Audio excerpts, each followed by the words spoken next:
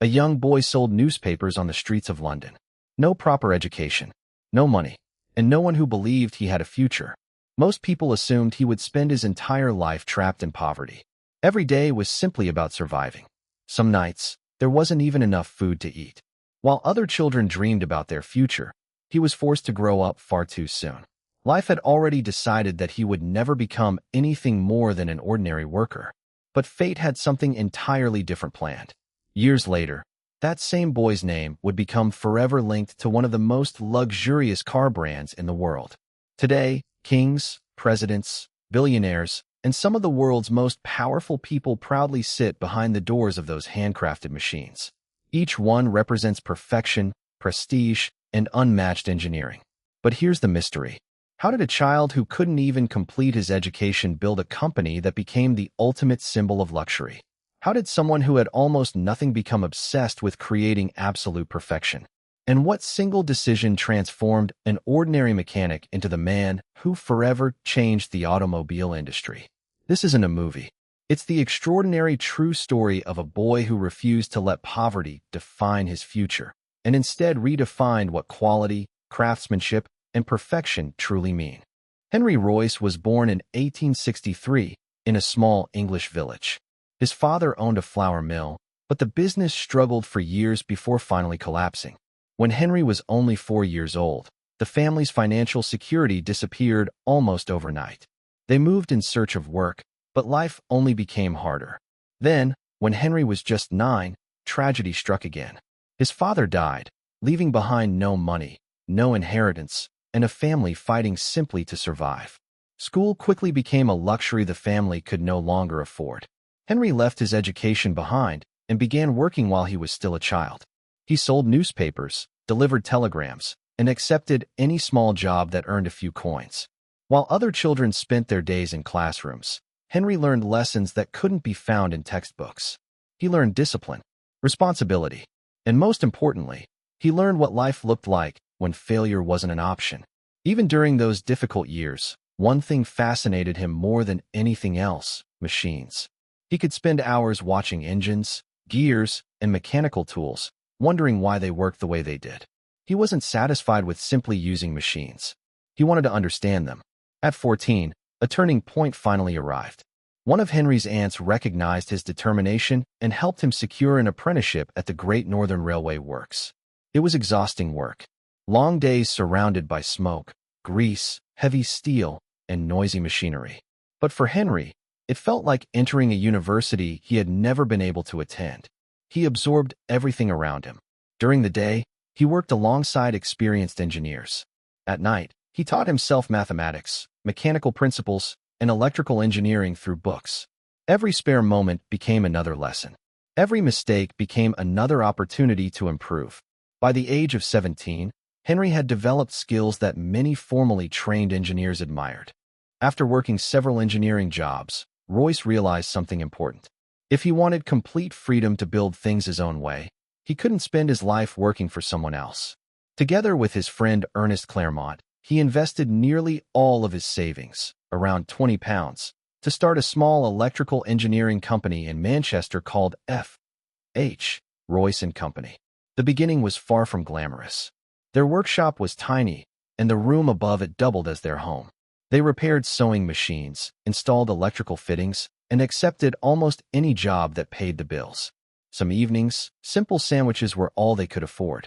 But unlike many struggling businesses, Royce wasn't focused on getting rich quickly. He was obsessed with making every product better than the competition. That obsession soon paid off. As electricity spread across Britain, demand for electrical equipment exploded. Royce began manufacturing high-quality doorbells, bulb holders, switches, and electrical fittings that were known for their reliability. Customers noticed the difference. Orders increased. Within a few years, the little workshop had grown into a successful engineering business, and for the first time in his life, Henry Royce was financially comfortable. It looked like he had already achieved the impossible. But then one unexpected purchase changed the direction of his life forever. Everything changed in the early 1900s. To improve his health, Henry Royce followed his doctor's advice and bought a small French-made car called the Decaval. Instead of enjoying the freedom it promised, he was immediately disappointed. The engine rattled constantly. The brakes felt unreliable. Parts were out far too quickly. For a man obsessed with precision, the car was a daily reminder that the automobile industry still had a long way to go. Most people would have accepted its flaws. Royce couldn't. He pulled the entire car apart, piece by piece. Every bolt, every gear, every moving component was carefully examined. At first, he planned to improve the existing design. But the deeper he looked, the more convinced he became that the entire machine had been built the wrong way. Eventually, he reached a bold conclusion. Instead of repairing someone else's car, he would build one that reflected his own standards. His workshop suddenly became an automobile laboratory. Royce assembled a small team of trusted engineers and craftsmen. Every component was redesigned from scratch. He focused on qualities that most manufacturers ignored: smoothness, silence, durability, and absolute reliability. If a single part wasn't good enough, it was rebuilt until it met his expectations. Months later, his first automobile was ready. It was a modest 10-horsepower, two-cylinder car, but it performed far beyond what anyone expected. During its first road test in April 1904, it completed the journey without major mechanical problems. Royce built 2 more examples, refining each one even further. The cars weren't flashy or powerful compared to some European competitors. They were simply better built. Word about this remarkable machine began spreading through Britain's growing automotive community. One of the first buyers was a businessman named Henry Edmonds, who was so impressed that he insisted another influential figure needed to see it. That man was Charles Rolls. Unlike Henry Royce, Charles Rolls had been born into wealth and privilege. Educated at Cambridge, he was already one of Britain's best-known automobile dealers, importing luxury European cars for wealthy clients. But despite selling foreign vehicles, Rolls had one dream he couldn't fulfill. He wanted a world-class British luxury automobile. When Rolls finally met Royce in May 1904, the contrast between them couldn't have been greater. Royce was quiet, practical, and uncomfortable with attention. Rolls was confident, charismatic, and well-connected. On paper, they looked like complete opposites. Then Rolls drove Royce's car. Within minutes, he understood he wasn't looking at another experimental automobile. He was looking at engineering brilliance. After the test drive, Rolls reportedly told his associates that he had found one of the greatest engineers in the world. The 2 men reached a simple agreement. Royce would focus entirely on designing and building extraordinary cars.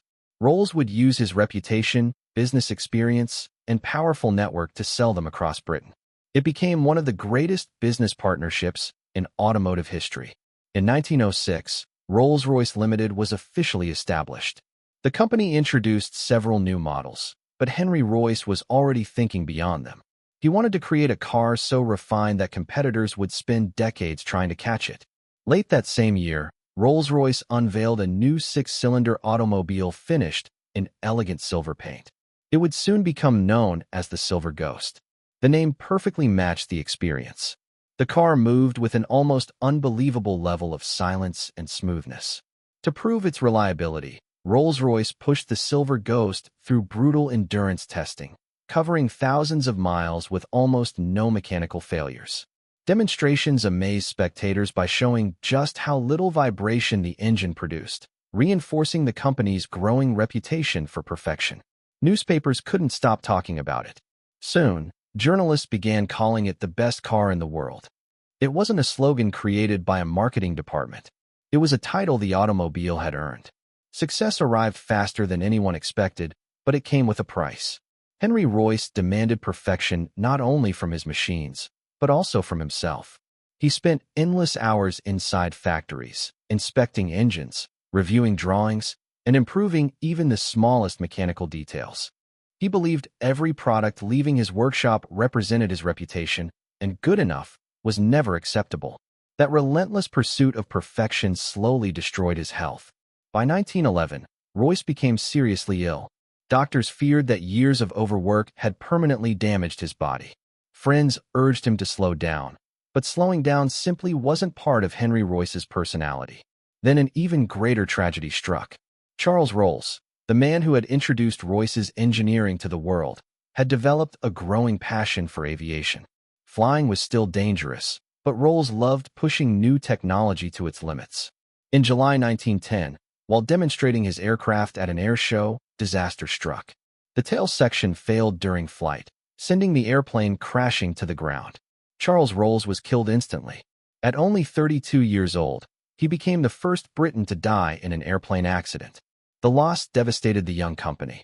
Rolls had been far more than a business partner. He was the salesman, the visionary, and the public face of Rolls-Royce. Many believed the company would never recover without him. But Henry Royce refused to let his partner's dream die. Although illness forced him to leave the factory floor, he continued working from the English coast, where the sea air helped improve his health. Every day, detailed engineering drawings, calculations, and design notes traveled between Royce and the factories. Even from a distance, he inspected every important decision. His location changed. His standards never did. Then history created a challenge no one could have predicted. In 1914, the First World War erupted across Europe. Luxury automobiles suddenly became difficult to sell as governments redirected industries toward military production. Many companies struggled to survive. Rolls-Royce adapted. The famous Silver Ghost was transformed into an armored military vehicle, serving in harsh desert campaigns where its legendary reliability earned the respect of British forces. At the same time, Royce recognized an even greater opportunity. Britain urgently needed reliable aircraft engines. Determined to help, Rolls-Royce entered aviation engineering and introduced the Eagle Aero engine in 1915. Powerful, dependable, and remarkably efficient, it quickly became one of Britain's most trusted aircraft engines.